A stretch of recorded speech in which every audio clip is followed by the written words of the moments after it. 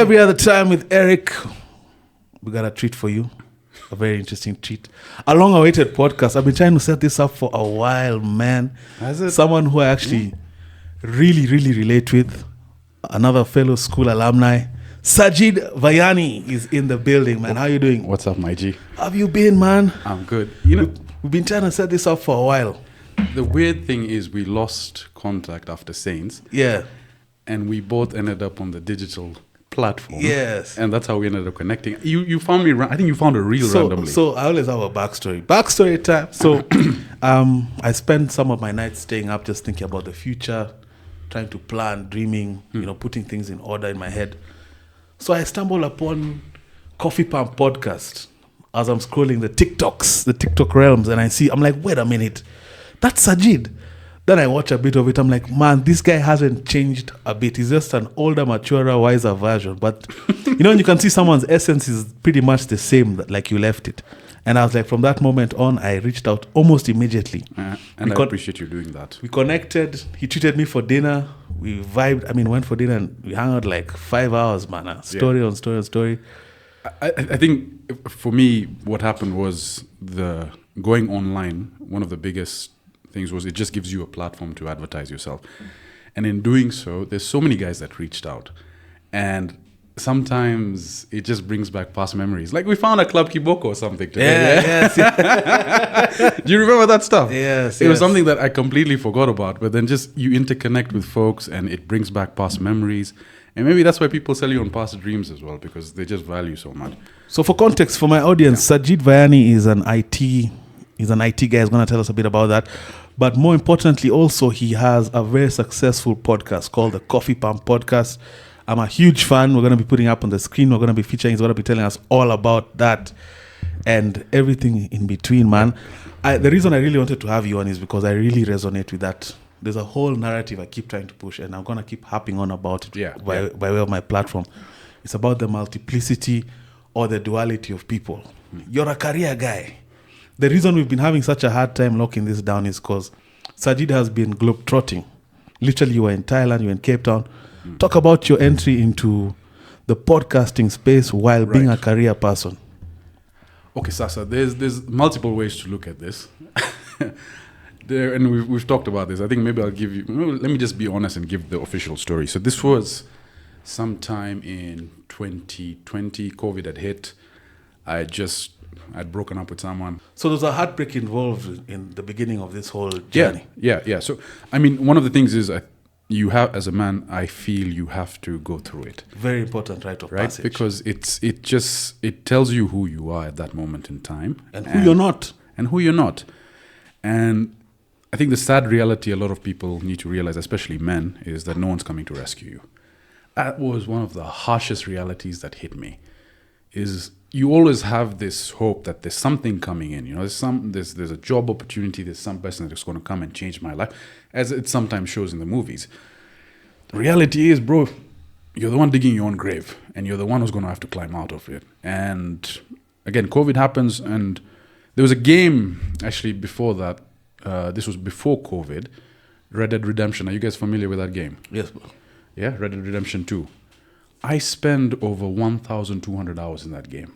I platinumed it. And platinuming a Rockstar game is insane. It takes hours, but that was my escape as sort of breaking away from the relationship. And I connected with that game so much because the main character at the start has a big family. They're a gang of outlaws. And as the story progresses, that family starts chipping away. Yes. And then he's alone at the end, and eventually ends up, he dies on a mountain alone. Without delving so deep into the heartbreak story, I think it's just an important point to just re-emphasize.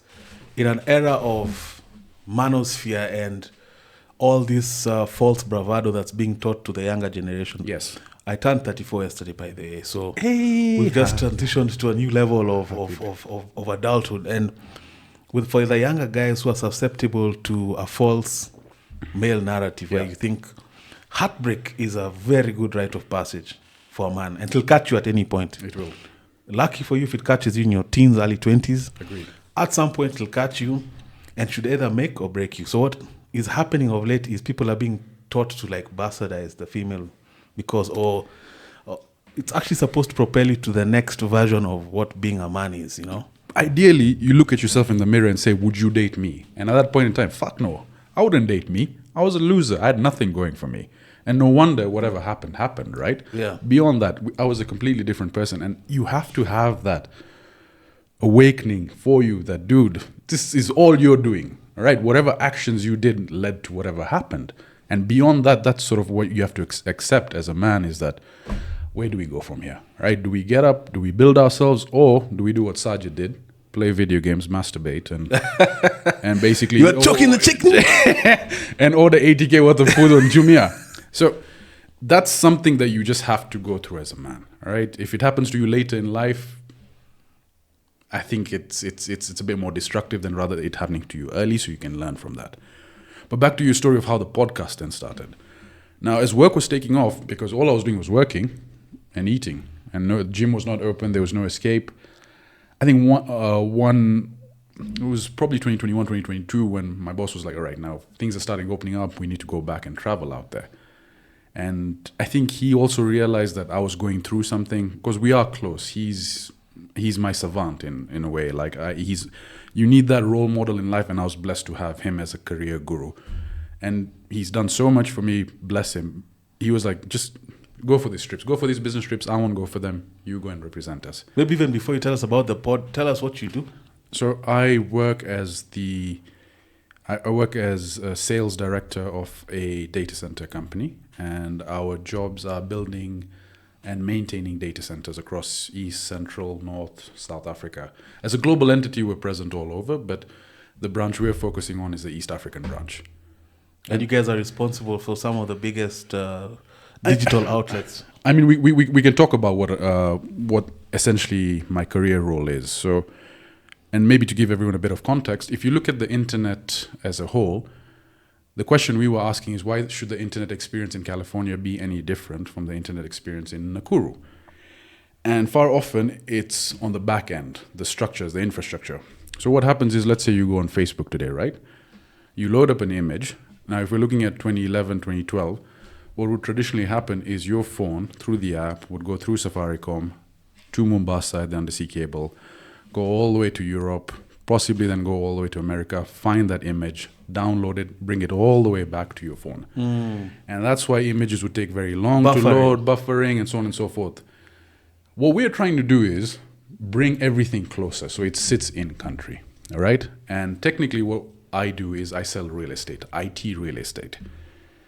And we position it in places that are very strategic to masses. So if you look at Mombasa, Mombasa is a hub, right? From import, export, everything goes in and goes out from East Africa. What a lot of people are not aware of is it's also the internet hub of East Africa. Most of the undersea cables that first come in land in Mombasa, all right? And then go on inwards to serve Kampala, Kigali, and even go far out as DRC. Everything feeds it from Mombasa. So your internet starts there. But traditionally what would happen is the internet, the undersea cables would sit in facilities owned by telecom operators. And telecom operators want to monetize each and every facet of that undersea cable. So if Eric starts an ISP, he still has to go and talk to whoever owns that telco to get capacity. And that's why internet was very expensive. So in our side of things, what we do is we open up a data center and we label it neutral. What that means is my job is just to rent out the data center space and ensure that the power stays on. The interconnectivity, the interconnections, the capacity selling, we don't get involved. So that means we don't monopolize everything. Yes. And the best way to give that is, for example, I open a mall today. And I tell you, Eric, go open up a theater on the 4th floor. We'll support you with business. When customers come, we'll flash them to you. You go and open up a theater. Then I open up a theater as well, being the landlord. So that's the landlord competing with the tenant. And that's why that business model never worked. So all of a sudden, you have a neutral environment where my job is only real estate, selling the space. So everyone's more interested because now they can save on not paying interconnectivity for capacity. So long story short, what would be a potential client for such a service? So there are two ways to look at it, right?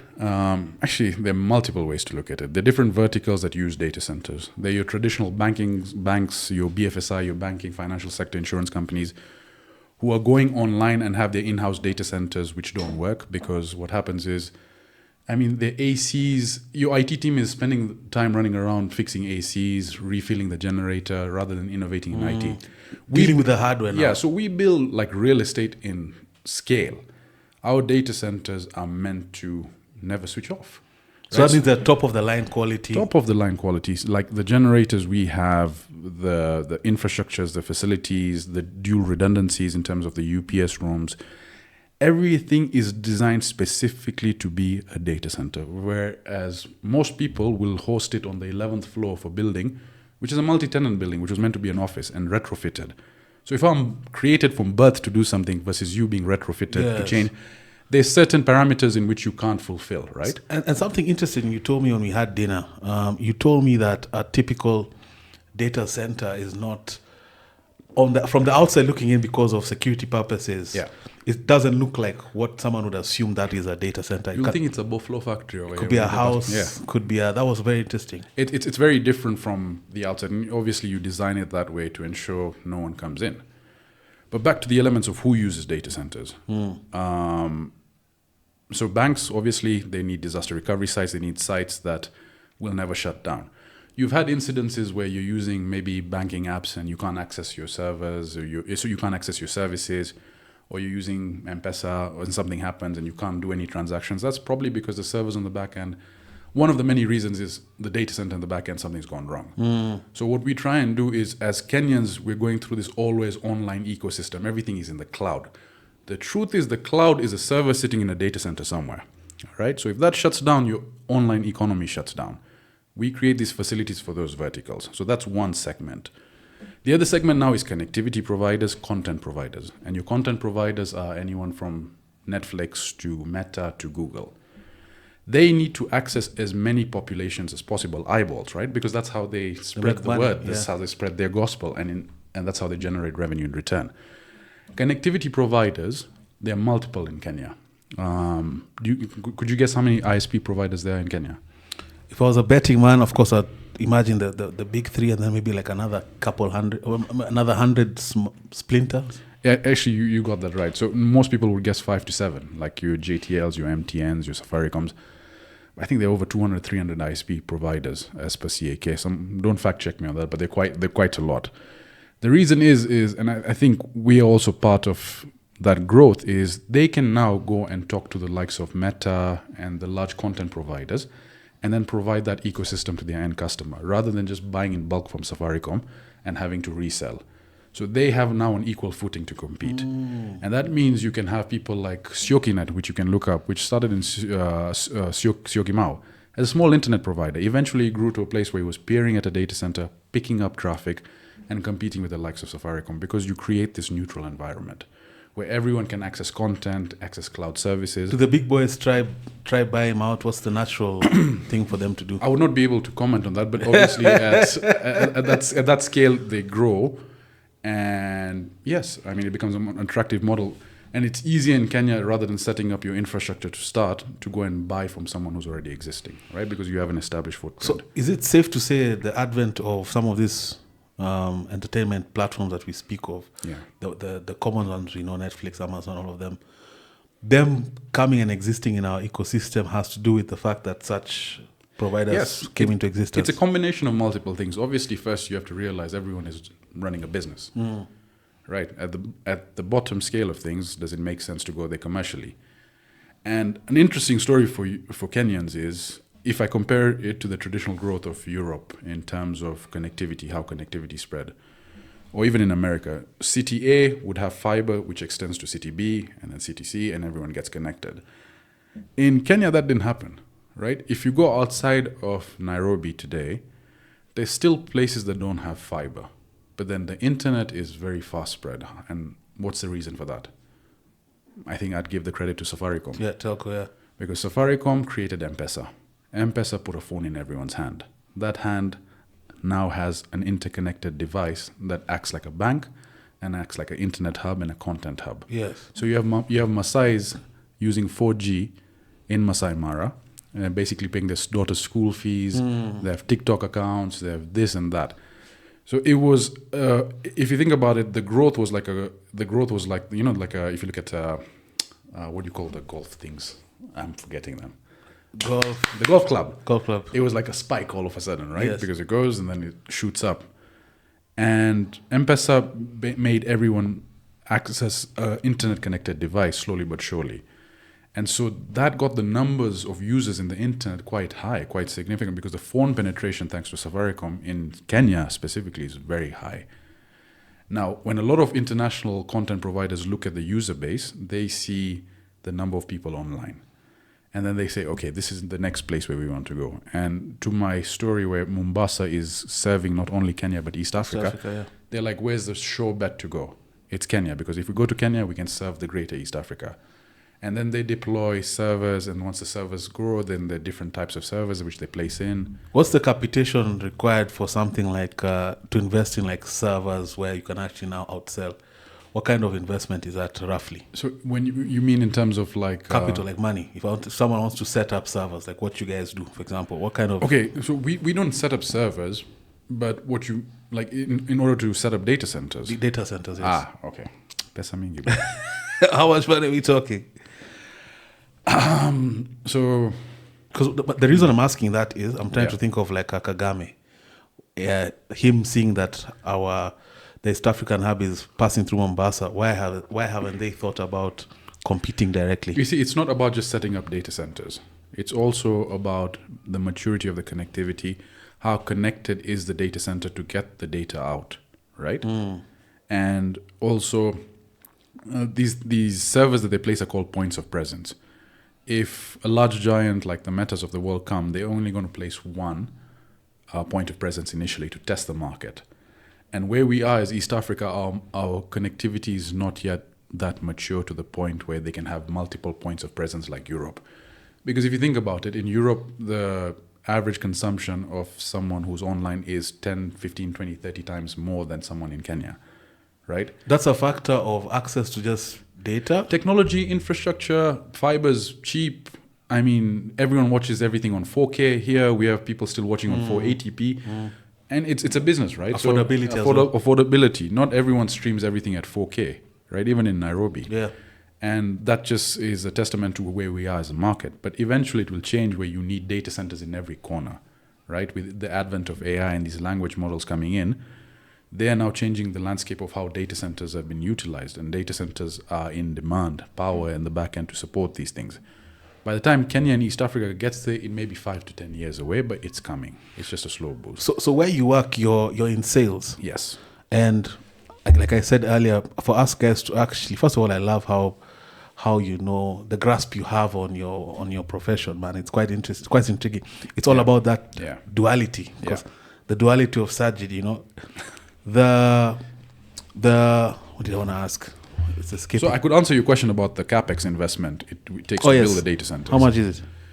Rough figures. Again, I'm not pointing at anything. But if you were to build less than a megawatt in today's day and age, it would cost anywhere between $6 to $10 million. All right, and some even do double, triple that amount. Right, $6 to $10 million. Yeah, for a data center. Wow. All right, the scale at which Icolo is now building our newest data center is in excess of $100 million. Is that in Nairobi? Nairobi. Wow. Of course, you can't share where. Can you share where?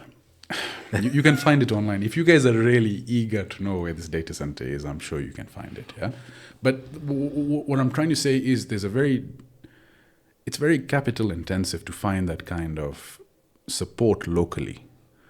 And initially when we started, so I started the company straight after my master's. I joined as a management trainee.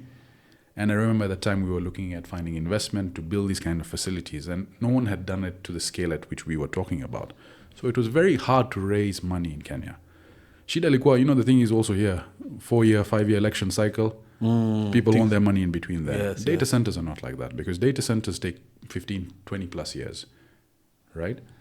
It takes time, but then the model is once you fill up your data center, you generate enough revenue, and then you build another facility. So your EBITDA, your earnings before income tax deductions, is on a positive trend. And that's how the data center model works. So it's very capex heavy, but then it's like filling out real estate rooms. So the investment, I'm assuming, came from a foreign entity. We had to go to people who understood the data center market. To be fair, there were a couple of local companies and investment firms that did believe in what we did, but then could not generate the type of revenue that generate the type of investment we needed to scale. I mean, you can't ask for someone for $100 million to build a data center. That's a lot of money, Yeah. right? And we want to build multiple sites. So you have to go to people who understand what the data center market does, who are part of a mature market in the data center landscape. And that meant turning our heads to the Americans, the Europeans, and seeing what they could offer. And lucky enough, they believed what we were trying to achieve. They have done the businesses for not centuries, but for multiple years, so they understand the model. And they see what an opportunity Africa has, right? And yeah, I mean, long story short, we connected with a few people. We became part of a larger entity, and now we have carte blanche with the budget. Yeah. So I remember what I wanted to ask. So you're in sales, right? Earlier on, I was talking about how aligning was pretty hard because you travel quite a bit. Yeah. And recently you were in Cape Town. Before that, you were in Thailand. Yes, sir. So what's the mission there? When you're going to Thailand, what's the mission? Thailand is bachelor party. Yeah, that was no work. No, but in essence, so let's look at it this way. You have global entities that are constantly looking at spreading their user base. They're expanding their user base, and Africa is obviously one of the places. Now, far out west, you have the guys like Tencent, you have Asia Pacific, content delivery networks who are looking at establishing presence in Kenya. So obviously when you travel to these places, you try and meet, you try and set up relationships, because sales is all about relationship. Yeah. Right? You meet, you tell them what you have, you maintain a good relationship. Do you have a budget for schmoozing? My boss, luckily, he's true and true sales guy. So when it comes to schmoozing, hey man, as long as it's within reason, do what you do for experiences.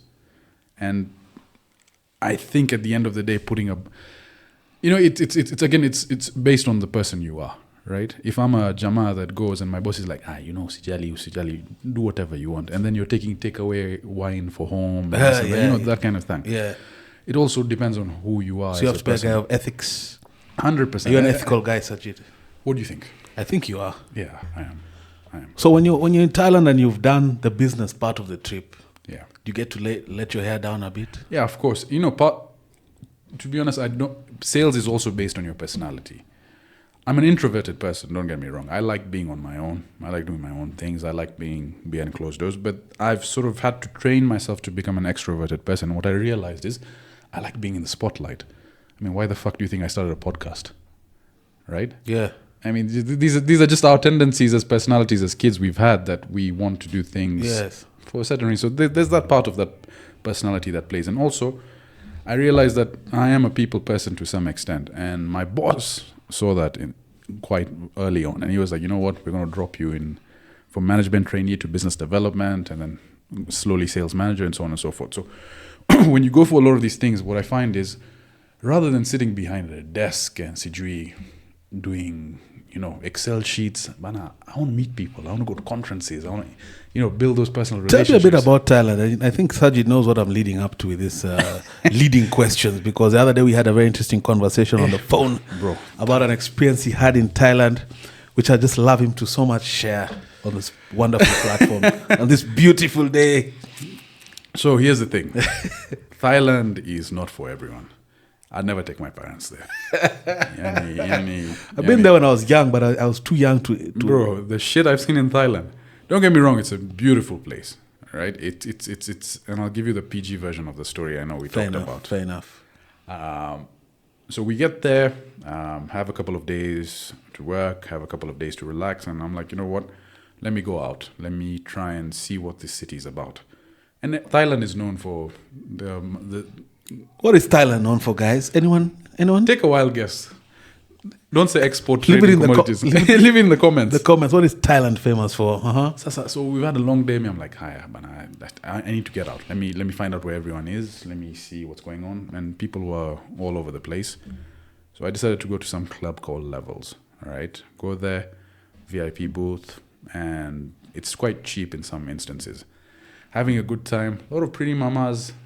As you'd expect in a club, it was ladies' night, so the ratio of men to women was in my favor, right?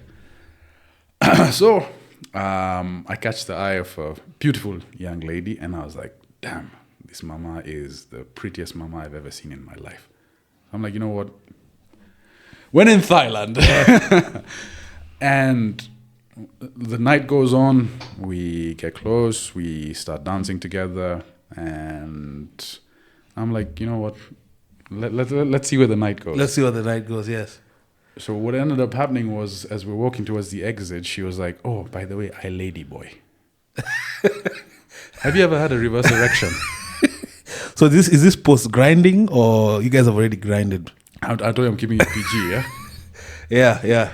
I'll just say that, Yani, I was very surprised because she was the best looking mama I've ever seen, bro.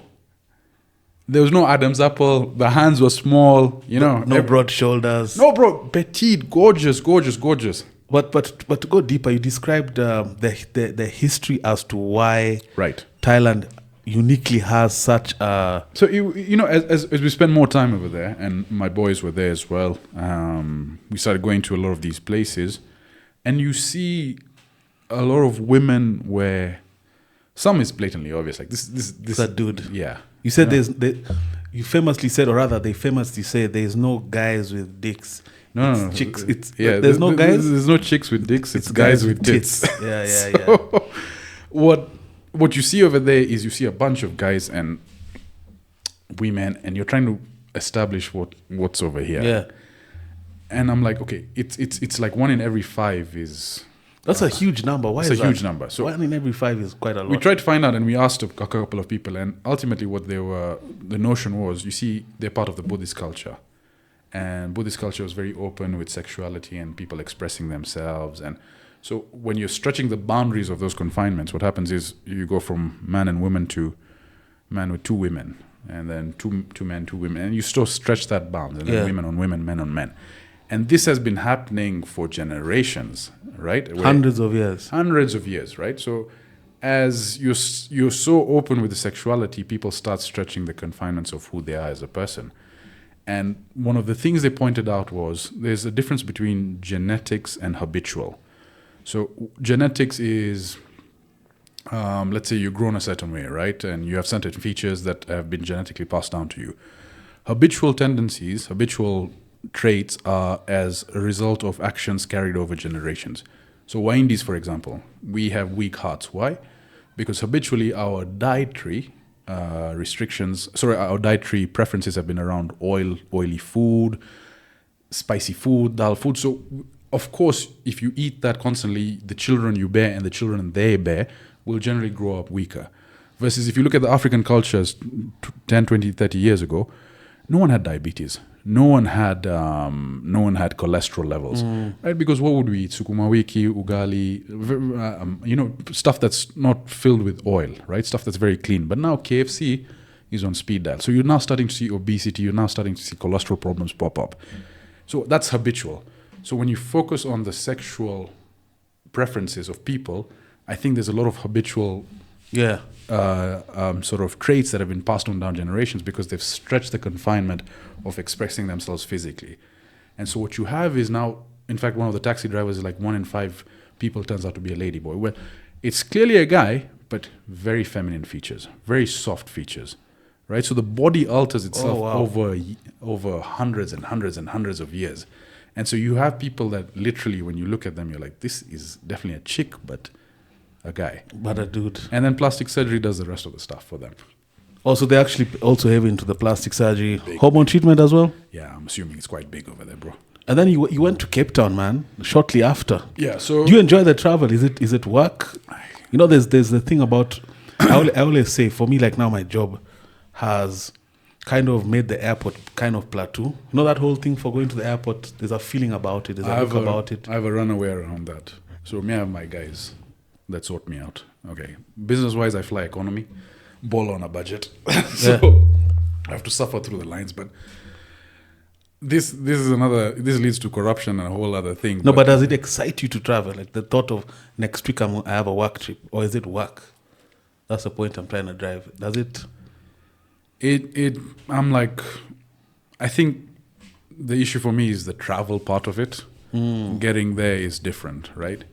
Obviously, if you're flying in first class and business class, the experience is completely different. From us guys, Uko, Coach 37D, 37B. Next to the toilet, Uko, and then you're in the middle seat.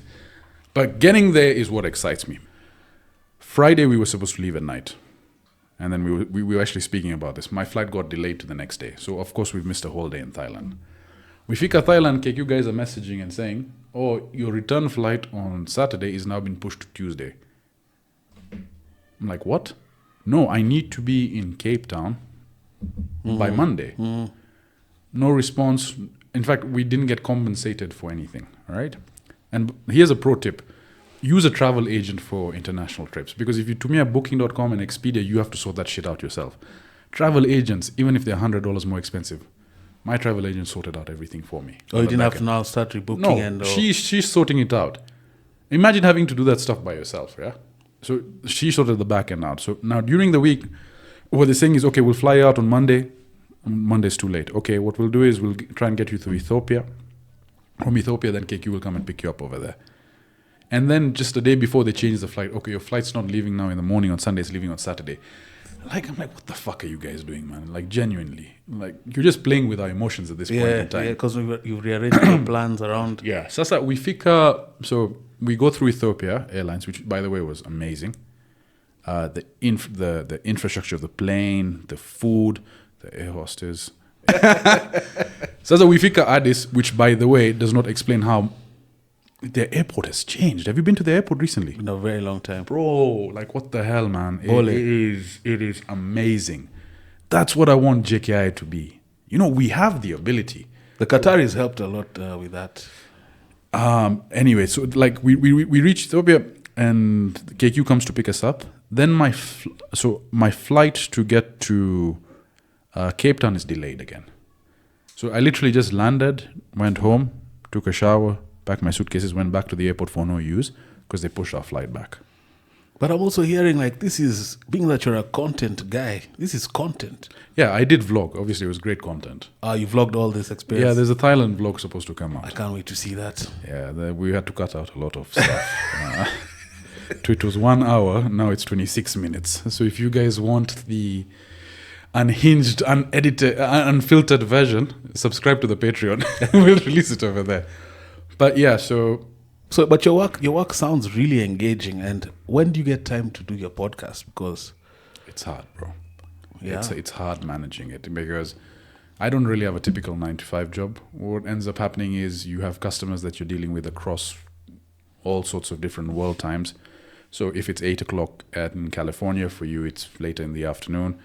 If it's 9 a.m. in Japan side, it's in the middle of the morning for you. So you just accommodate. And the thing is, the work flexibility allows me to do that. Like, we've got a fantastic team. We've got fantastic structures.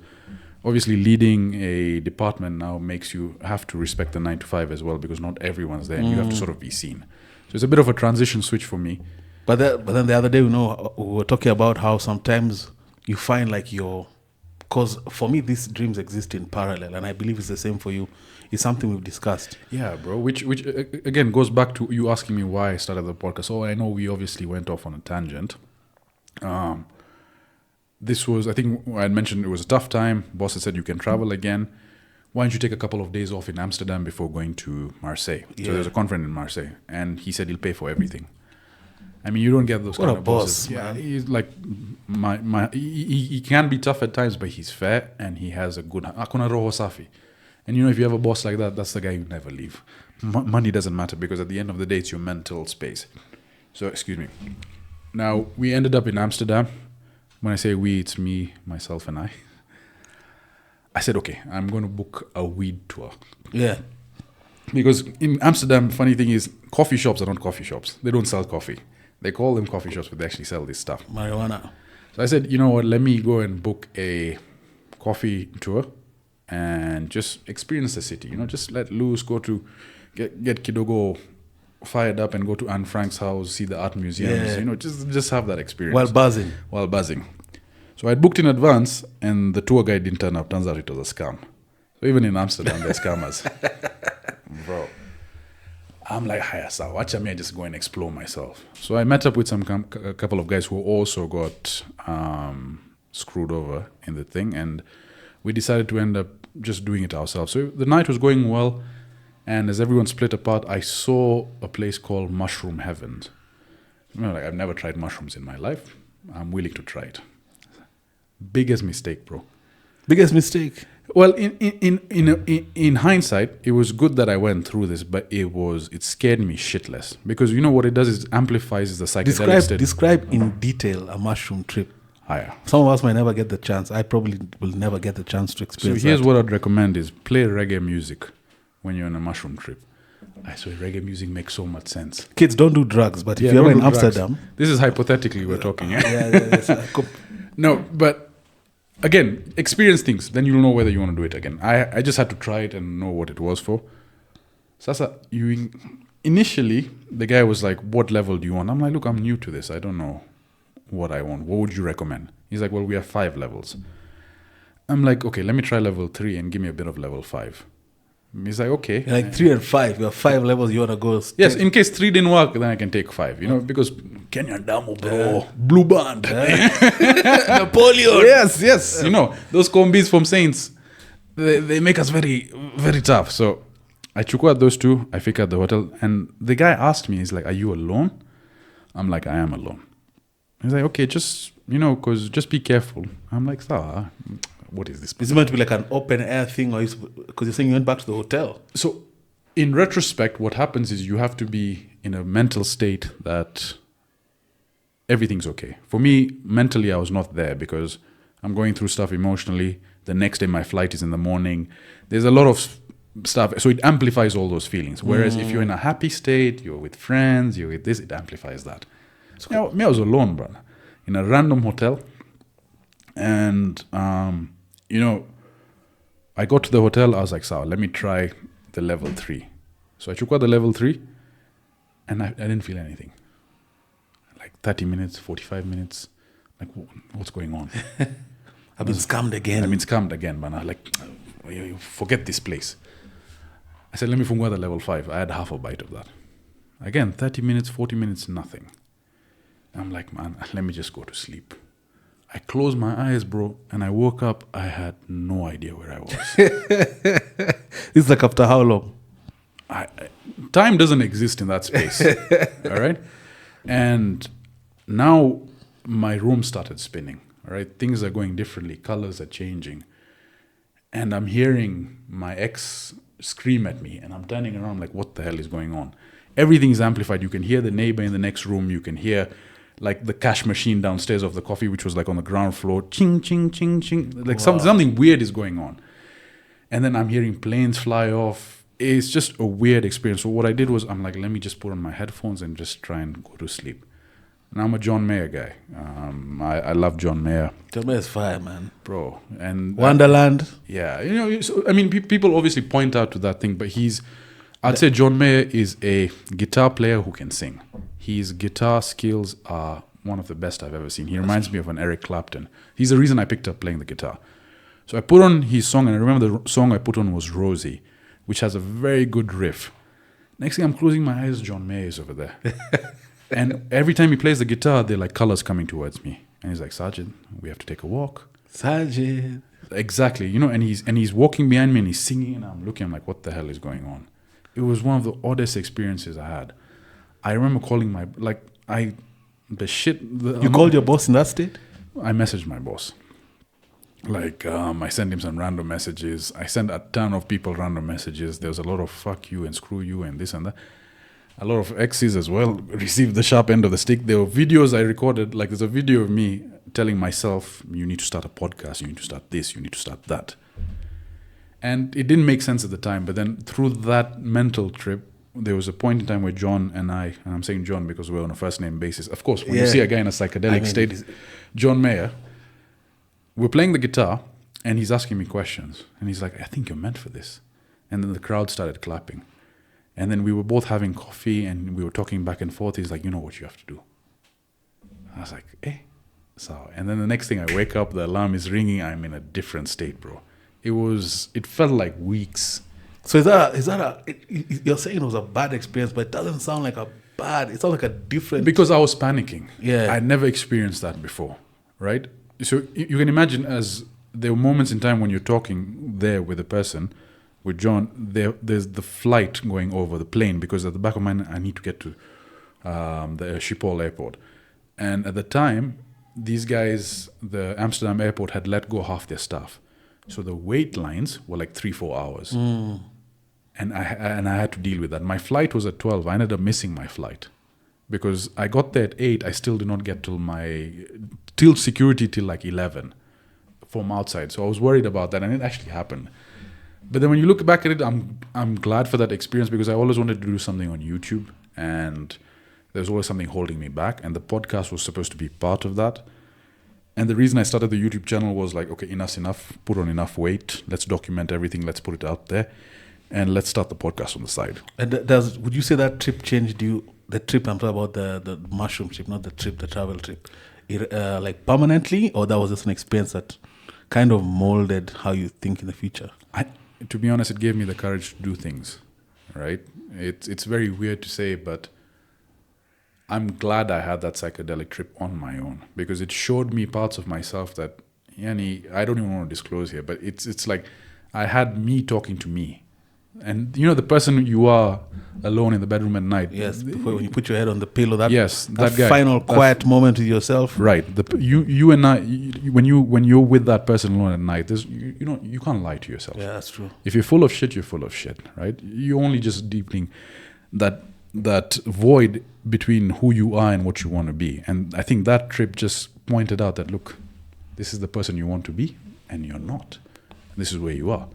So that was the advent of Coffee Pump. Why the name Coffee Pump Podcast? So there's no interesting story behind that. In uni, I couldn't afford pre-workout. So there's a barista is like, you want to go to the gym, you look tired. See, watch I nikupatia coffee pump. I was like, coffee pump? What do you mean? He's like, let me give you an espresso. He'll give you a good pump in the gym. And that's how the name came. So I named my workout playlist Coffee Pump. And then when we were going through a podcast name, I was thinking of, time with Sajid, this and that. Like there were so many names thrown at me. And one thing that just stood out to me was Coffee Pump. So I just said, let me call it the Coffee Pump Podcast. What has that experience been like? And how, back to my previous question also about balancing the two, because we talk a lot on phone and we're always encouraging each other about keeping the dream alive, because sometimes the primary, the one that pays the bills, takes a lot of our time. Too much. And our energy. Yeah. So much so that sometimes you feel temporarily discouraged. Like, am I kidding myself, or am I tired? Like today, straight up, I was tired. I've been tired all through. I feel like we're dealing with the home, yeah. yeah. So how do you keep that fire burning, and how's the experience been starting the pod and doing the pod and seeing how people react to you? Right. If you look at life as a photo album book, right? And if you, let's say at the end of it, today's your last day. If you were to go through that album and you see pictures, and your pictures just show you going to work, coming home, going to work, coming home, going to work, coming home, would you be happy with your life? Absolutely not. Right. So at the end of it, what I realized is, and that trip helped me realize this, is that life is about meeting people and having experiences. It's, at the end of it, I want to have a photo book that's just very varied. Each page has a new story to tell with a person that you met that left an imprint on who you are, your DNA. It changes you as a person. And I think the Coffee Pump Podcast was in somewhat that platform to help me meet many people. We reconnected because of the podcast. Absolutely, yeah. Otherwise, we would have never fucking met. We would have never, maybe a random chance after 10, 15 years, right? Yeah. This conversation we're having was a result of that podcast. There's the element of, yes, building your social brand and doing that, but ultimately, it's meeting people and learning through them, trying to walk a mile in their shoes, trying to understand who they are. You can't do that over a 30-minute Zoom call. You can't do that over a random meet, but sitting down, having people sort of tell you who they are, exposing the intricate parts. And obviously I'm comfortable talking with you because we've known each other, right? Yeah.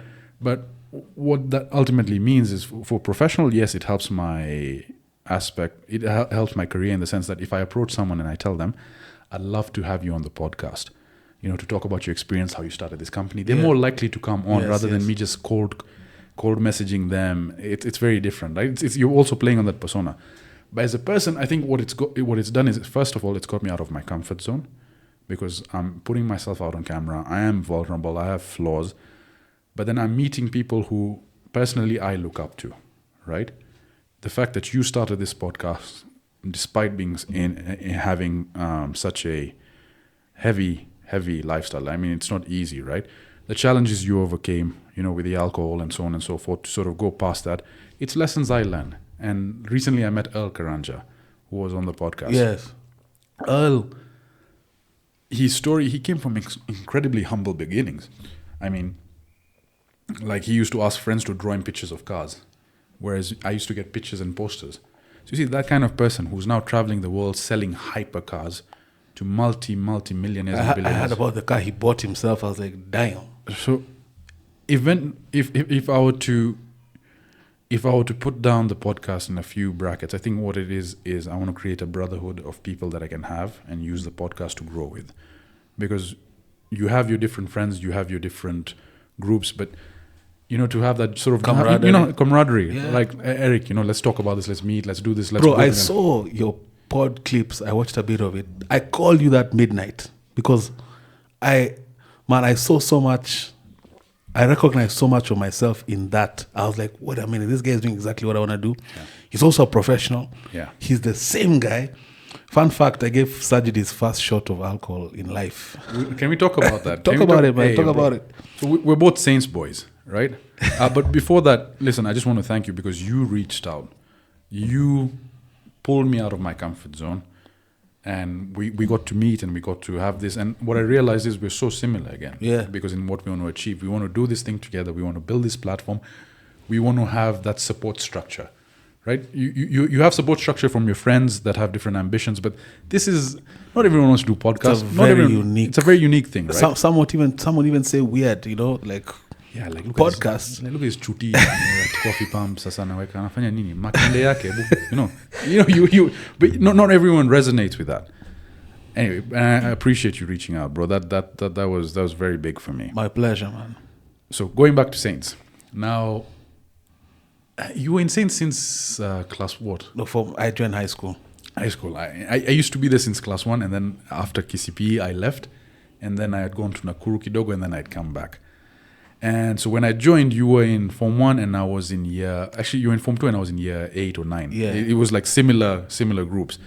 I just remember approaching you and you were very easy to talk to. You were very cool. Yeah. You used to call me Chiga. So it's at that time I used to like rhyming. I used to sag my shorts. He was a cool guy, man. He was a very cool guy. And we used to get along. Now, one day, I think this was in Form 3. Major Mutiso coming in, he's holding those Adidas bottles. It was like a blue one or something. I'm like, this doesn't smell like an energy drink. What's in there? And he's like, Sajid, Zema, how are you doing? He's like, you want a sip? I tasted it and it was alcohol. And I never drank alcohol in my life. So that was the first person who made me drink was Eric. I mean, imagine that. Those are the origins of a very wild story that you ended up hearing about later, man. That's where it all started. So what happens is, headmaster's passing by and he's smelling some alcohol.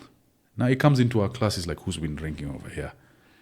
And all of us kept quiet because the snitching in Saints it was against the rules. Now he goes to Mutiso's class, nothing over there, no information. Then he comes back to our class and he says, if you guys do not tell me who's drunk in this class, we're going to give you guys all Saturday detention. Then there was a guy called Mohammed Jaffa. Do you remember him? Yes. Snitched. He's like, it was those guys. They started drinking. And then you guys got in trouble. Bro, we got suspended, man. Changed my life trajectory, man. So, I mean, I didn't even realize you guys were suspended. No, we were. But don't worry about that, man. I always say there's nothing bad that happened to me that I would take back because it made me who I am. All those micro experiences, good and bad, some crazy, have led me to the point where I am seated right now in a podcast in real time talking to Sajid. However many years. Tell me, how long have you been sober for? I'm going to my 5th year. Fuck. Yeah. 5 years. Yeah, man. That's insane. Yeah. I'm in my 4th year. Actually, June, I'll be starting my 5th year. So does that mean, like, bro, you'll never, ever touch it again? Like, Absolutely. I tried it always, man. I tried it with money, broke, happy, sad. It always led me to the same place. Is it because, like, once you start, you can't stop? Yeah. It's a control issue. It's a control issue, right? Once I start, it'll look like everyone else. So Yeah. we'll sit, we'll drink. It look like, hey, make merry, hey, Sajid, hey, drop home. And then it goes to that And next then next level. day, hearing, Yeah. 3 days later, I'm calling you for 5 socket, like, because me, I never stopped. You went to work, guys continue their lives. Me, I never stopped. So I've depleted everything. So I learned from experience. I learned the hard way. But switching gears, man, you seem to have quite the interest in bodybuilding. I've seen you've had some of my favorite episodes you've had on are of bodybuilders. Where does that come from? There's a gentleman by the name of Greg Plitt, who, by the way, if you've never heard of him, just check him out. He passed. Put Greg Plitt's picture on the screen right now. And that guy was, he was a monster. Before this whole YouTube vlogging thing, he was there, right? He was the guy. And he was an ex-military personnel. And just, the man, like who does everything himself. Like if his tire is punctured, if he needs an oil change, he doesn't take it to the garage, he does it himself. Yeah. If he needs to build a shed at the back, he does it himself. Yeah. So and this was around 2009, 10, 11 when he started popping up on the scene, where we were very young, impressionable teens trying to impress women. And he just made it very clear that you need to impress yourself first before you do anything. You need to get out of your comfort zone. Fortunately, he passed away. And that's, I think, one of the few times, even though I never met the man, I cried. Because he was like an elder brother figure that would speak directly to you on camera. His vlogs are still there. And he left an impression on a lot of the bodybuilding scene, especially the guys growing up during our era.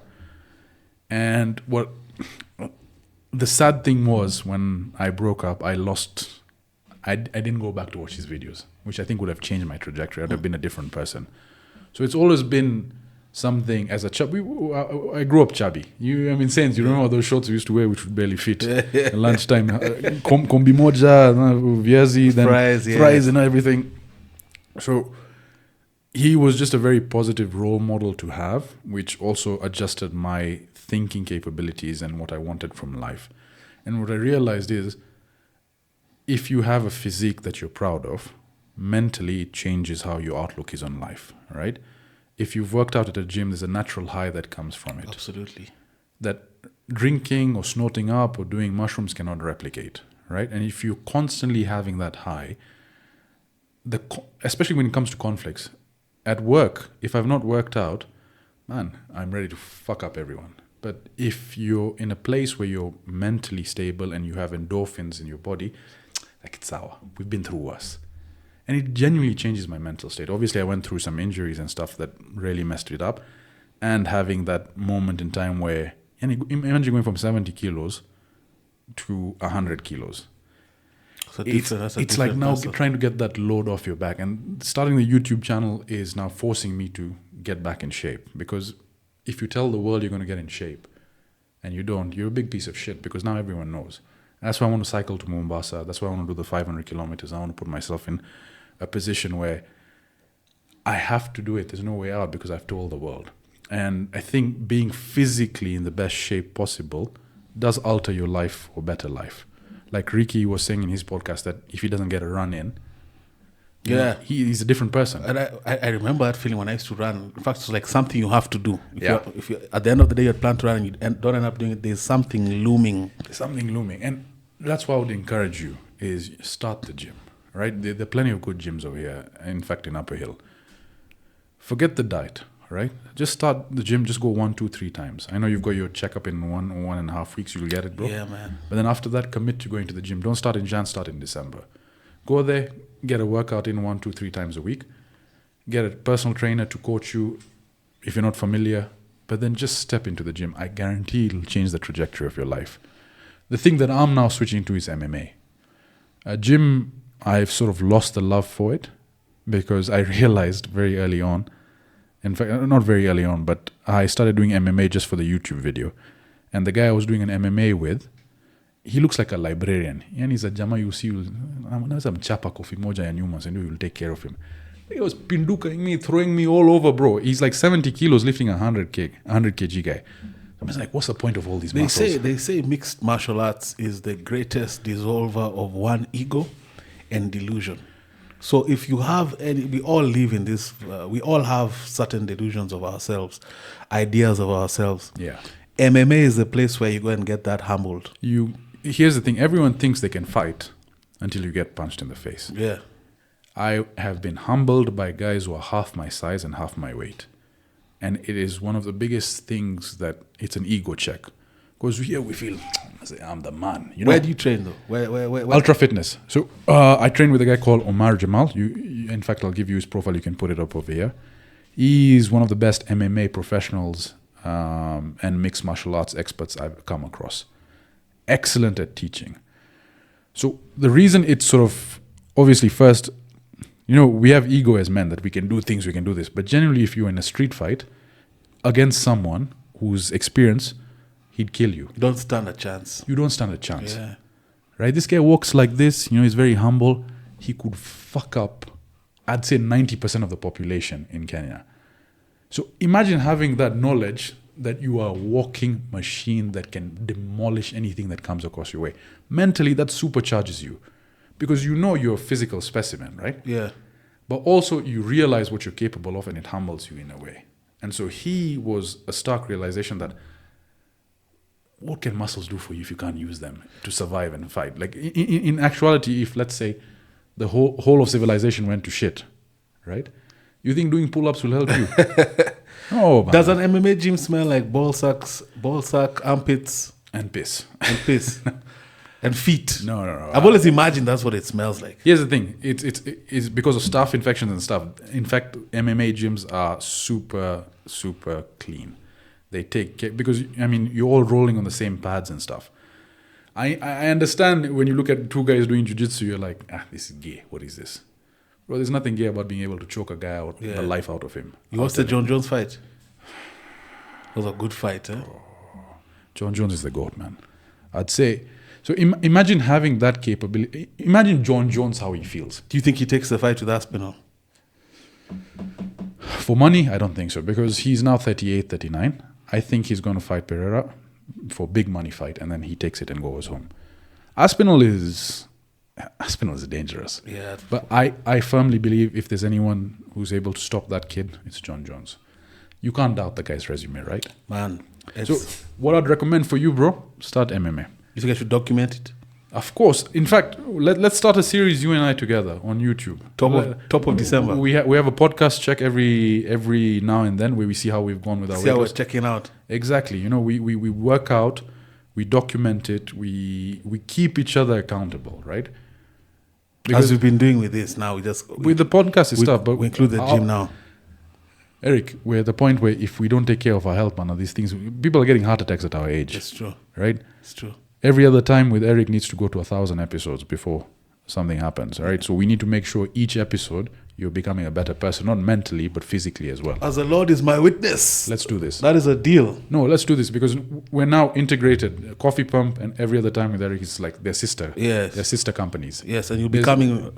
We're going to do this. We're going to track ourselves. We're going to go to a place where we're pushing the limit to, obviously for our personal brands, but also for our personal health, our physical stature, our mental capabilities, what we're able to achieve. We need to be those men, because there are a lot of people that look up to you with what you're doing. Absolutely. Right? And imagine you getting in shape. Imagine you having a six-pack, right?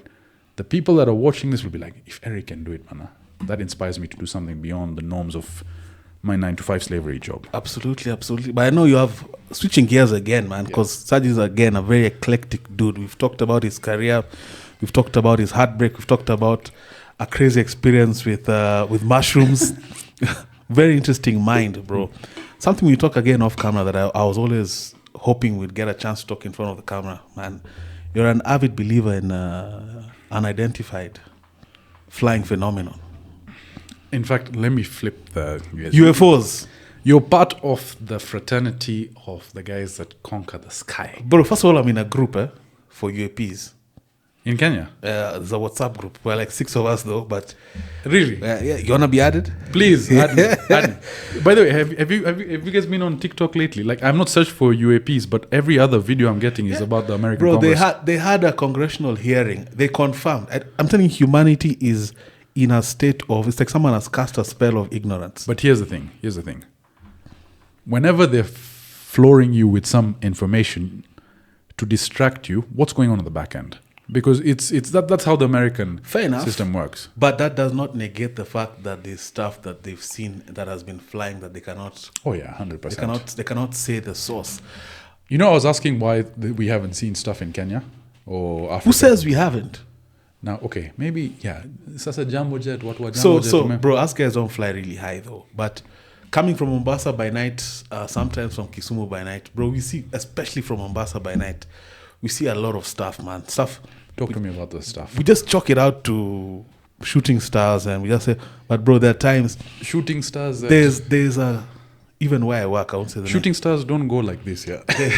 there's a I'd say confidently at least 10 to 15% of my colleagues also have that belief that for sure some of these things we see are not normal, and the fact that there's almost undeniably UFOs now that we cannot deny that anymore. So have they, within the aviation industry in Kenya, have they been documented incidences of UFOs? Word of mouth. Nothing yet documented. Nothing yet. Like any people have just seen random shit. Yeah, That they in can't civil explain. aviation, word of mouth. Of course, for military, we don't know because those things are kind of classified. Yeah. Where did your interest come? In Joe Rogan. It's a combination of Graham Hancock and how he believes there was before us there was a civilization that was wiped out that of was course, interconnected. but there's evidence. There's evidence, yeah. Yeah. But that being said, I was recently watching a podcast. I can't track back to it, but they're saying that UFOs are not from space but from the deep sea. There's that school of thought that some of these things actually eventually when they duck they submerge. Right. So the reason and that makes sense to me is because they started popping up obviously in the early 1800s and 1900s. There were documented cases of 1 or 2 sightings, but heavy activity started when nuclear testing started happening. Yeah. So nuclear testing was always done in the ocean. And what happens is and again I don't know the physics of it, but whenever a nuclear bomb goes out, there's an EMP that takes charge. An EMP is known to wipe out, according to experts and according to whatever's been put out now on the Congress, is that EMP affects is UAPs. And it obviously affects biological life because of this, the nature of destruction with Hiroshima and so on and so forth. And so these activities started becoming more and more common, especially around nuclear testing. And around nuclear testing facilities globally, there's a lot more UAPs being spotted. So what do you think is inside UAPs if you're a betting man? Look, there's no factual way to say yes, it's a certainty, but there's also the odds that we live in such a large universe.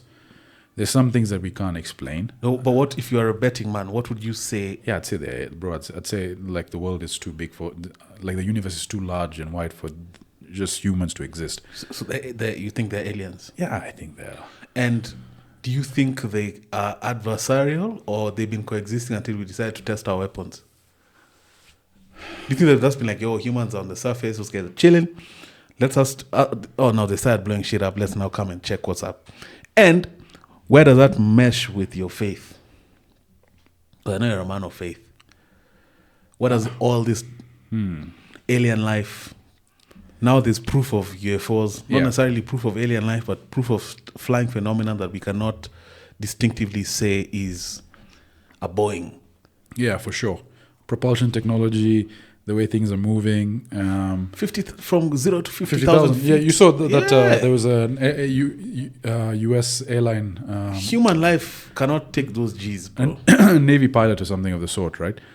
To be honest, if it does prove that UFOs are real and they come forward, I think for us as civilization, things change, right? What does that do anything to your faith, or does it just mean God is more vast? What does it do? Don't quote me on Islam knowledge and stuff, but like I think from a religious perspective, I think it says that there are things out there that can't be explained, or there are stuff beyond our knowledge. So it would, I don't know. Bro, to be honest, I don't know what it would do. Like, maybe, I'm a religious man, I do believe in the fact that everything was created, and maybe even these UFOs have been created. Maybe they're Muslim UFO guys. Maybe they come Jamia Mosque on Fridays and they pray undercover. But the vastness. The other day, I saw. Do you believe in what do you think that does to religion? It's a question I mull over sometimes because where we've reached as a civilization, I think it's almost undeniable. I feel like the powers that be, the cabal that runs the world, are kind of trying to sensitize humanity slowly to the fact that there's other life forms out here. Yeah. And because at some point it's going to become inevitable that they start interfacing. And for me, what does that do about my faith? You know, the other day Brian Cox corrected himself. He said the idea that there's as many galaxies as there are grains of sand is wrong. Yeah. He said that can only work if each grain of sand was 1 billion galaxies. Exactly. And I'm like, bro. So, I think. So what does that mean in terms of vastness? It means every possibility is actually, I think every possibility exists. Every single possibility. 100%. You know, from a religion standpoint, obviously, I genuinely believe the difference between Islam and Christianity is like a thin, fine line. It's maybe the fact that we believe Jesus is the prophet, and in Christianity, they believe Jesus is the Son of God. Beyond that, everything else is similar, right? In terms of prophets, Prophet Noah is called Prophet Nuh, Moses, Musa, all the stories are the same. All the biblical stories are replicated in the Quran, right? The difference is very thin. Judgment Day, you believe there's an angel who's going to blow the horn and everything will stop. Sasa now, if aliens come into that equation, how will that work? You know, maybe all life form sees is we believe Jesus is going to come back. Do you guys believe that in the resurrection of Christ as well? Yeah. All that's similar, right? There's going to be like I think a great war or something between. But now that you've opened that door, you've allowed me to ask you this because you're of what, Persian origin, Asian origin? I'm Kimeru ban. Yeah. You're a full Kenyan, absolutely, right? I think so. But I want to go back to India, probably. India, India, Pakistan. What is because you're Kenyan, absolutely. Yeah. What is the Kenyan Asian experience? Because the reason I ask do we feel like aliens? No. You an alien. I was flying with someone the other day and they were saying how there was some, like around this whole Adani deal, and this guy had experienced some racism. And he's a captain I was flying with. He said he had experienced some racism around that Adani deal based off what people at the airport were saying. And it got me thinking, I would never have, those are things you don't even think about. So I was wondering, what is the Asian Kenyan experience like? I fucking love it. I experienced the odd racism remarks here where a matatu driver will be like, "Where Mwindi songa takataka." But have I ever faced stark racism in Kenya? Not that it stands out. This Adani deal and stuff, I could give less of a fuck. But the point is, something needs to change at the airport. All right? Because my system of getting to the airport, and again, people say corruption is a bad thing. Here, it's a business. Everything is a business, right? It allows me to do things. Case in point, the Thailand trip. I fika late, may I see that line? I call my guy up. I'm like, yo, can you sort me out? Jama was like, come. I went through, I'm an economy class guy. I went through business. He took me to special check-in. He took me through, what do you call these guys? Immigration. Took me through security. Got me cleared. I went on my way. Cost me 3-4K. But I was through the airport in 15 minutes. $40. For me, it's fine, right? Yeah. The thing is, it got me through. It got my friends through.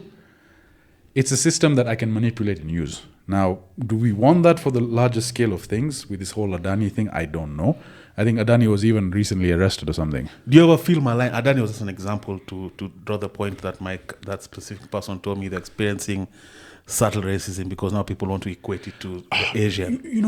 Racism always comes from a place of uneducation, like lack of exposure. And there are two types of racism. There's stark racism where there are people that just genuinely don't like you because of a certain religion belief, and they just hate you because of 9/11, and because you look like a Muslim, they associate that. But there's also racism from lack of exposure. So if you go to somewhere like, come and take our jobs, gonna take our jobs. So if you go somewhere like, there's that obviously, there's that aspect. But if you go beyond the confines of Nairobi and you go Uko, someone sees a Mwindi, they've not dealt with you, and they like, we Kalasinga. There's obviously there's all that stuff, right? there's obviously the notion that when Chinese came to build the railway, they're like, we don't want Chinese here, we don't want this. Look at the fucking expressway. I mean, could you picture living a life without the expressway? I asked my colleagues who were operating at where I work before the expressway, I'm like, what do you get out of quit? Seriously, like- right? So sometimes you do, clearly we can't run the country ourselves in some facets. And I don't mean this in a place where it's like against cultural, racial backgrounds. There's sometimes we need help from people who've done it. Yeah. Would Adani have changed the system? I don't know. But what I know is my experience at JKIA has never been the best. And you can ask people. People have waited. It's hot. The ACs are not working. I'll give you an example of Thailand. Yeah, when we land, we go through we go through immigration. Immigration literally takes 5 minutes. We go, we check our luggage, we bounce. When we came back to fly back to Nairobi, our systems are documented. We go through security, and there's so many stores of security. You go through it smooth. You go through immigration. Immigration is a robot. You put your finger down. It says this is when you landed. This is your picture. Cleared. Go. If there's any issue, there's someone over there. And then you're through duty free, and you're just sorting out. The entire process was so smooth. Kenya bana, you reach there, the lines are long. Alafu jamaa nakuuliza, si unibaie lunch. Other airports have reached the point where if, God forbid, you go to the wrong airport, from the moment you reach, you see like what we have, the equivalent of our Mexico border. Yes. At the airport. Yeah. It'll tell you, your app will start blinking, you are at the wrong airport. Like from some face recognition, they're like, boss, you're meant to be traveling through. Yeah. Wilson, for example. I go to the airport almost every day. I'm there tomorrow at 5 a.m.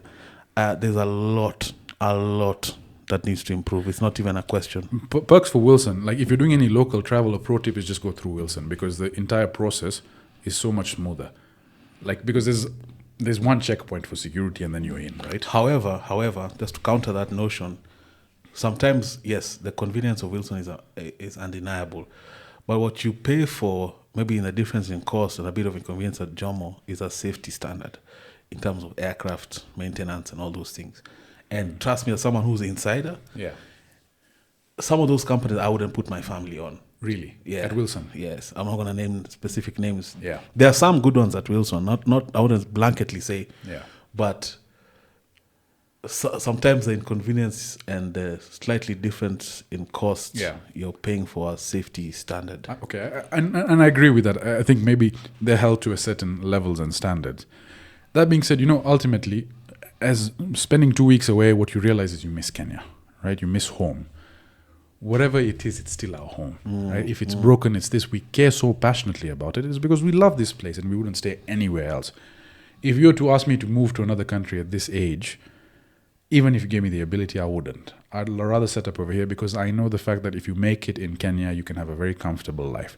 There's just certain elements where it makes living a bit tough at times where you're like, in Europe, we have this, we have this, we have that. And you can look at it from two ways is that, okay, it's something we can fix or it's something we just need to live and work with. And I think that's now the contrast between the different ages where our generation, I think, really needs to dive into politics because we want change as well. We need to be the ones to effect it. Yeah, because we've left it all to the generation above us. And to be honest, they've done fuck all. Yeah. This economy has just gone worse and worse and worse and worse and worse. And this is home. I love Kenya. Yani, Best place to ball, best place. Bro, just landing back in Nairobi, I was like, I'm never leaving again. East or west, yeah. Yeah. Just negotiating with the Uber driver. Bei ulionyesha nini? It's like 500. Sifanye thou. Twende. It's part of who we are. It's part of our process. But things need to change and improve. Right? From security standards to health infrastructure. Tax. Fucking hell, bro. Oh my God. The taxman has been robbing us. One thing as a sales guy is I love the commissions coming in. It excites me because you work for something, right? And sales, I feel, is a good job for anyone who's unsure of what they want to do. Because as a man, the pressure is in your back. The company's survival is dependent on you, right? You need to go out there, source, get that stuff. It's a very... There's a metric for whatever you do, the results are clearly driven. When you get the commission, I look at my gross pay, I'm like, wow, this is nice. And then I look at my net pay, I was like... Yeah, they feel like there's a hand in your pocket. And the percentage it goes for and the taxes they're proposing... I don't know. It'll just become tougher. It'll become tougher to the point where we'll see more petty crime increase, right? We'll see more people suffer. when petty crime spreads to a place where now it starts affecting us guys and stories start spreading, then it'll get to a place where, like South Africa, for example, it's not safe at all, bro. There are places over there. Yes, it's really deteriorated. But here's a scam that's a new one for me in South Africa. I've been going there for 6 years, but this was a new one.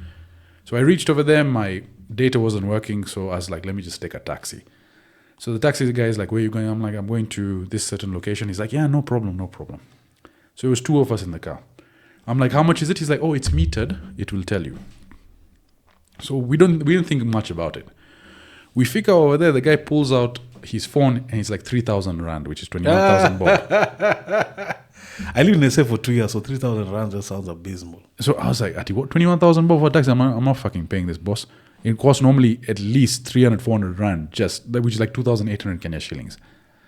But the guy wouldn't leave us alone. He was like, no, you're not doing this. It became a whole security thing. We negotiated down all the way till 1,000 rand. And even that was a struggle. You felt pain. I was like, fucking, these guys are scammers. Then what happened was I forgot my laptop back. He brought it back for me. And I was like, he's a nice guy. So what does the near future hold for you, for your career, Coffee Pump?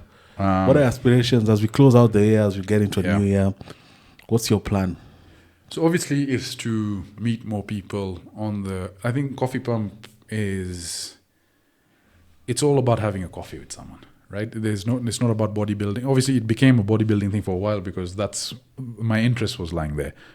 But then just to get as many varied people as possible. So recently we had someone from Nuclear Society of Kenya. We're building a nuclear energy plant in Kenya. No one knew about that. I know that podcast is not going to get views. It's not Andrew Kibe or someone controversial, but it's something that interests me, right? I might get someone who is a civil engineer and I want to understand how to improve the flow of traffic in Nairobi. That's an interesting conversation. So prioritizing experiences rather than views. I think growing with that, and if you're true to yourself, it will go to a place where it becomes what it is, right? Ultimately, you want people to gain something from the podcast rather than it just being an entertainment hub to sort of shut off. And I think there are many podcasts doing that. People can go and focus on that. So the plan is to grow. Personally, career-wise, I've worked 8 years at this company. It's been interesting, bro. It's been fun.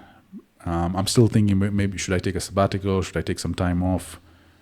Let's see how it goes. Because the experiences I'm getting and the stuff that I get to see is you get an idea of where Kenya is going as a tech hub 5-10 years in advance. You see the changes coming in before anyone knows what's happening. So it's a very privileged position. I think physically, get in the best shape possible, mentally, get as mentally strong and develop calluses in the mind that can help sustain, with multiple things we're balancing. Maybe get married. How's that front going? There's some interesting conversations ongoing. Do I want to get married? It's not hit me yet. And in fact, maybe I was going to ask you that. Like when you find the mama, are you sure this is the mama you want to marry, or is it something like I just need to do it because it's part of my? No, for me it was definitely not a generic endeavor. I know it sounds cliche, but when you know, you know. Really, the same way when you know it's not the one. Yeah. The thing we do when we date people, you try and force issues. Yeah. So I was telling one of my good friends, Tim, it's like those puzzles for kids where you have like a star, you put the star in there. Yeah. And sometimes you'll try put the triangle in the circle. You know very well this thing doesn't fit, but because it feels good and you're getting a certain validation from this whole endeavor, you want to try and force it. So the same way deep down when you know this is not it, when you know it's it, it's as clear as day. How long were you dating for before you decided to get married?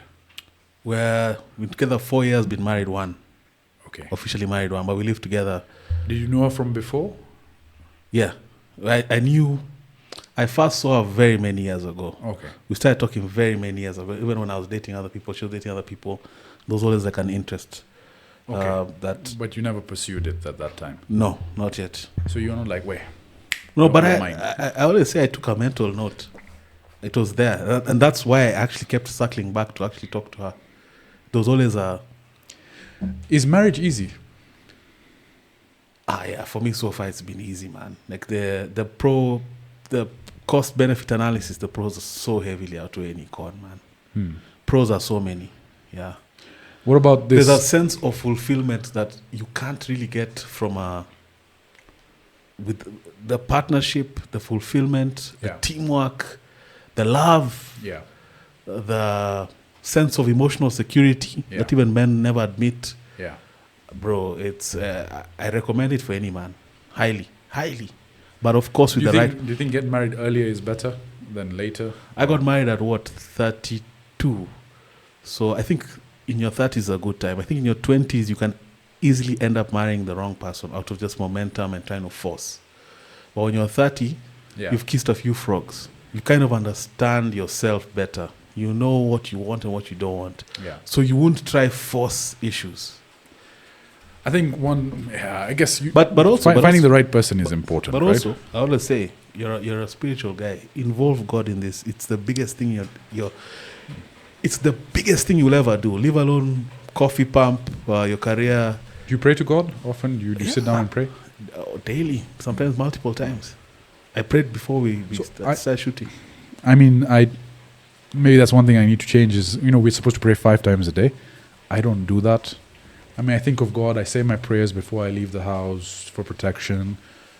But I don't sit down and pray. I don't sit down and do that. And that's one of the things is, bless mom. I think the only thing that's given me success this far is my mother's prayers. I think whatever I do, there have been incidences, close calls. I think it's just her prayers going on. And she's trying to tell me that you need to start taking that burden as well on yourself by praying. And I think maybe one of the things, I didn't realize you pray that often. So I do believe in God, but I think the prayer thing, maybe I've never given it a try. So what I've had to kind of adapt myself to, I found a system that works for me. So for me, my relationship with God is Wi-Fi. Like, it's direct. It's not, I identify as a Christian, but I talk to God as this supreme being who literally has control over everything. So sometimes I'll be mulling over many things, and then when I just pray, like, God literally give me the solution through intuition, through a very strong instinct, and a lot of the times, actually all the times, it's usually right. Yeah, that instinct, that intuition we have, it's a very powerful tool. So Wi-Fi, just talk to God. You don't have to, like, okay, I don't know how Islam works, but you don't have to be like solemn about it. You can be on your drive home praying to God. And important things like asking for a wife or a partner. Yeah. It is Sajid, I'll tell you, my life and most of everything good that has come, the pillar of it is my marriage and my relationship with my wife. Which is what I was going to comment on. I think when you have your wife, you sort of found your purpose, you found your rib in that aspect. And you're also more focused now. Absolutely. Yeah, absolutely. Even I was laughing when you turn off airplane mode, all these Pango Akandos start coming in. I was laughing with my bro, and it goes down to as raw as your ability to, and I'm going to be crass, sorry to my audience, bust a nut. Once you have that sorted, and it doesn't mean I'm just going to be busting nuts from Sunday to Sunday. No. Post-nut clarity. Hey, that thing. Yeah, like your sexual security being catered for. Knowing that it's there for me to, in case I ever want, like, it's there. You're focused on our important things. When you don't have that, everything else will be a straight line that keeps being deterred. Yeah, I think I agree with you, because when some is like Baskin Robbins, there are multiple flavors you want to go and try, but then it's the same. And then it's empty. I went through that as at my 20s, man, as an alcoholic, bro. I probably been around the world and and it's quite empty. Sometimes you think it'll be different because it could be race, it could be type, it could be what, it could be this. But if there's no conversation after, no ability to engage in a deep way, it doesn't bring much meaning to life. In fact, it takes away from you. And that's what I've heard, is that if I were to find someone, all these other, because it's distractions, it's money being invested, you're spending time and effort, and you also get distracted from your main purpose. And sometimes I even cancel the podcast because I want to go and see this one. If you have a person at home, if you have someone you're building with, I think that it fulfills your deen, like half your religion, but also it keeps you focused as a man. And the way I know you, Sajid, your personality type, you would do so well with a wife. In fact, let me tell you, and not only having a wife, also aspiring to do, not only having a wife, but also aspiring to do right by her. Yeah. And through things like fidelity and just being true. These are sacred principles that govern the world. It's what births blessings and things. The things I'm experiencing in life that I can't believe. I cannot believe. And I can trace it back to a moment in time, even before we were married, when I said, I'm going to do right and honor this woman. I've never stepped out. Things that in previous relationships were norm, you know? Yeah. But I chose, and I can see all the blessings that come with. Women are powerful, man. Look, maybe, I know we said we'd wind things down. Do we still have time? Are we No, okay? we have hella time. So we're still okay, yeah. So one of the biggest things I had in relationships was insecurity, all right? And it was very prevalent in my first relationship, where I was like, is she talking to other guys? Is she doing this? Is she doing that? Because I never dated anyone, right? And now that you mature up and you're in a marriage, maybe the question is for you, how does that sort of work? Because we live in a world where girls' DMs, the guys are just inside it, right? How do you build that faith between partners? And my way of escape now, after that relationship, was because I got hurt, I'm going to hurt everyone else I'm with before I get hurt. So the way every other engagement with women after that was, go next. So I save myself from that. And if I'm very honest, I think as a little guy, you just don't want to get your heart broken, right? You want to develop that calluses. So at the back of my mind is whenever I meet a woman, the first thing, and which is not healthy, is like, how is she going to hurt me? So how do I make myself in a position where, even if she does, I've got 3 other people I can hurt her with. So that's not a healthy way to approach it, but mentally, like it's sort of that position where I've done it for so long where sort of now I'm numb to it. So I'll say this. A genuine partner, trust is something that you develop over time, right? A genuine partner, if you're the one who maybe has the insecurity, it's up to the other person to build and farm that trust over time, right? I'll use my example. In my scenario, it was more because you see me, I was coming from chaos, so I was so ready to settle down. Yeah. And my partner at the time was thinking, she had a lot of questions, like, am I being real? Like, are you really? So over time, I really had to reaffirm and confirm that you have every reason to trust me and no reason not to trust me, right? And that develops over time. 1, 2, 3 years. It reached a point, it's not about... guys will DM, your wife or your girlfriend will have to go for an engagement, but you're not having a tea. You're not worried because you've developed your trust to a point. In fact, that's one of the foundational elements. It's across the board. It's not just fidelity. It's everything. Yeah. Finances, everything. So once it takes time. But in the beginning, you also have to kind of put yourself out there. Know that there's actual potential of being hurt. Reconcile that. Right, but so maybe a two-parter. You know, there's that expression where if you have rose-colored glasses on, all flags look like red flags. Yeah. Because everything she does might be a red flag, but it's not because of past experiences. Do you think therapy would help? Absolutely. Get rid of that? Absolutely. Because I've been told maybe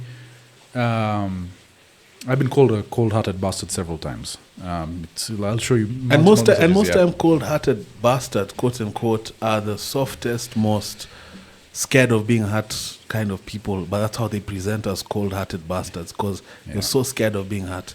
Therapy is important for you to understand yourself. You're not ready to engage someone seriously, long term, until you love yourself enough. By the time I've been to rehab therapy, like, bro, I had been wrung out, kabisa, like all the bullshit. You have to face yourself honestly and honestly. Lay yourself bare. Is it what? I'm insecure about my body. I'm insecure about what? What is it that makes you have that insecurity? Face yourself and be real about it. That's the only way. So you found that therapy was a powerful tool? Very, very, very, very, very. And therapy, you're someone who's at least privileged, you can actually get professional therapy. For those people who cannot necessarily afford like paid for therapy, find someone you trust and open up. You'd be Like surprised. a mentor, yeah. You'd be surprised. A problem shared literally is half solved.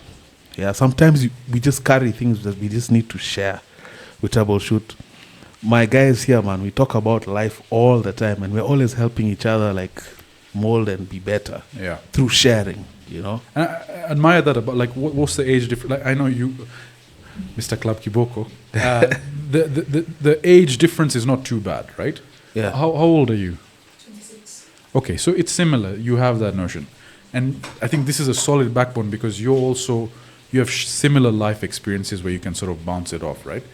And I think on my back end, I have young guys. I have very, very young guys where they look up to me for the answers. They look up to me for some things if they go wrong. I've never really had a role model. Like Greg Plitt was one, but I didn't have interface with him. So would you recommend, as you said, guys to just get someone to help them realize what the true north is and to keep them in check, like an accountability partner? Yeah. And that when do you have guys like that? when you start off with like a therapist, once you peel back some layers, now when you get married, there's no true or north. No one keeps it real with me more than my wife. The world can bullshit me. Oh, you're this, you're that, you're that. She always put my feet to the ground, and not to put me down, but to always give me the real vision, and me for her as well. Your real sounding board, your real best friend is actually supposed to be like your long-term partner, like your wife. Yeah. There's no one who will know you inside out. I always say if someone needs to wipe your ass and you're sick, I'm not going to call Sajid. I'm not going to that's call true. Tim. I'm going to call Fox. Yeah. My wife is always going to wipe my In ass. fact, now that you mentioned that, my boss was actually telling me is that it's so important to find a woman that beats. I think let's phrase it this way. He sort of came from an experience when his dad was not doing very well, and his wife was there helping take care of the dad, helping keep everything in check while he was working on the business on the back end. And to find a woman in this day and age that is willing to do that for your father, give him the same love and attention and care, it's very hard because you also have to realize we live in a world of swipe left, swipe right. It's easy, right? The amount of options women have, the amount of options even men have, like if you go in the DMs. So any sign of conflict, fuck it, let me go. There's this one over there's this one over there. No one's willing to stick through thick and thin. Look at our parents as an example. Mom and dad, they've been together, mashallah, quite long. They get on each other's nerves at times, but they work through it, they fight through it. Me as a person, any sign of negativity or anything comes on, fuck it, it's too much. But the reason I invoked a higher power is because I know you're a believer, and I always say we try with our humans. Well, I mean, we're brilliant, so we think I fly planes. You know, you travel the world for your job. We believe we're brilliant, but invoke God. God will give. Like I literally prayed my wife into existence. Like I went on my knees when I was praying to God. Like my life had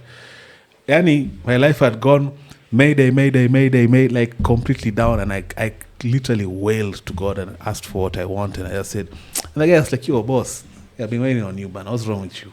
Why have you been trying to ngangana with this life on your own? You can't. So, as someone who believes, pray about it. Ask God for a wife, man. Literally, yeah, and resist the swipe left, swipe right. Really resist. That's like fast food, bro. Yeah, you can have some nice organic food. Why would you always be eating fast food? Lessons to learn, man. That's something that obviously, I think most. And believe in yourself, Sajid, man. You're a brilliant guy.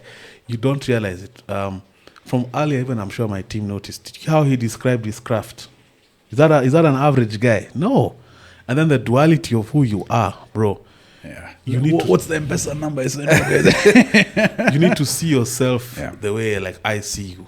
Yeah, you're brilliant, man. I appreciate that. You know, the thing is, I think one thing I'm just so appreciative is that this podcast has brought us back together. And I think the plans or even for the future is for us to create this podcast community of like-minded individuals that will just help each other grow. And I'm going to ask you to be my accountability partner. I'm going to ask you the guy that keeps me in check. Gladly. Right? Because I have my friends, I have this, I have that. You know what I'm striving to achieve. We have similar goals, right? Yes, I'll be your friend, Sajid. Absolutely, bro. It's an honor. And I mean, gladly, man. I when I said your essence is the same, I remember from since the first time I saw your podcast, I was like, By the way, what the That's fuck? why reconnecting was so easy. You know what I'd love to do? I'd love to do a podcast, us two, in the hall at Saints with one or two old teachers. Oh, that would be legendary. How nice would that be? And then have like an open forum and say, former Saints guys now wanting to do a podcast together, and then we get people to come. Like we just do it with old Saints teachers as an experience. How do you think that would be? There's a rich culture there, rich history. Misatudo. I'll stop it at that. So I usually finish the episode where I ask you to say one thing about a specific person or thing. Yeah. So I'm gonna just do that quickly. So just anything in general about. Yeah, you say one word about the person. Right? Okay. And I like to start again. I always say with a cliche. First word that comes to mind. Your best way of describing this person. Donald Trump. Grandfather. Can I expound on that? Expound on that, man. He reminds me of my granddad. Oh, okay. His values, his notions, his slightly racist remarks. But I think as a person, yeah, my grandfather, they said similar notions, similar traditional beliefs. And I've grown up with my grandfather being a role model for me. So, yeah, grandfather. Fair enough. That's nice. Yeah. Tesla robot. Bro, you should have asked me about this. Sorry. Trump. And I have a reason behind that as well. Go for it. But this is speculation, all right? But do you know why Trump and Elon Musk are close? Because that robot, and this is from what I've seen online, and you can correct me if I'm wrong, but once that robot enters your house, it's recording every single thing you do. That's an invasion of privacy. It's allowing that robot to capture and know everything about you.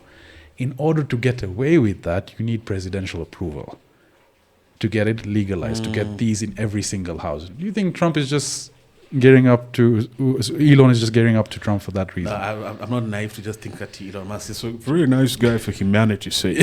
so imagine if that approval goes through and you have Elon Musk's robots in every single house. They'll know what your music taste is like, what your health requirements are, what kind of food you eat, and then they tailor products on the back end to facilitate that. They're already doing that, though. Yeah. Just by way of our phones. Number 3, UFOs. Real. I love it. Love it. Now I'm going to bring it closer to home. Yeah. Fortunately or unfortunately, we live in a political environment, man. William Samoei Ruto.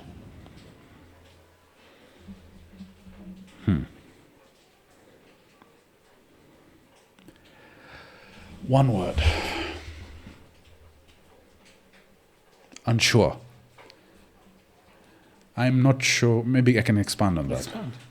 He just hasn't proven to me that he's actually my president and doing things for me. I am very unsure of where we're heading as an economy. I think even in the ICT industry and people I speak to, people are very unsure where he's leading us. We have no clear indication of where this country is going, and that could be very dangerous, or maybe he's going to deliver on his promises in something that we can't see. But every other person I speak to genuinely has concerns. And it hasn't been like this since Kenyatta's time. It hasn't been like this since Kibaki's time. I think a similar notion is when Moi was there as president. I had such concerns where the government is now becoming private sector's biggest competitor. Let me ask you this. When plumbing doesn't work, who do you call? A plumber. Yeah. This government wants you to call them first because they've got their own private plumbers. They've got their own private services, and that's what I'm seeing. The government was supposed to be the facilitator for private sector. Government says we want to go in this direction. Private sector would then facilitate it. RFPs would go out. Yes, people would cooler. These things happen, but things would get done. Now, everything is sort of being hoarded onto one sector, to one person to do this. We're creating oligarchs. So I'm sure. I'm still left to convince that something is going to change, but right now it's not looking good. Ladies and gentlemen, Sajid Vayani, Coffee Pump Podcast. What a legend, what a friend, what an honor.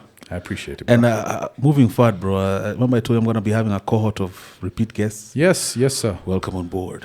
Thank you. Likewise, we're going to get you on the Coffee Pump podcast. We're going to make this a regular thing.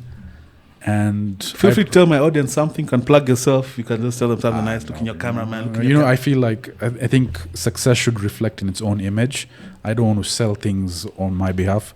If you guys enjoy these conversations, I'm sure you'll find out more about me. You've given me the platform. I appreciate that, Sana. Thank you so much. Guys. Arigato, ladies and gentlemen. Arigato. If you haven't subscribed yet, subscribe every other time with Sajid Vayani. It's a wrap.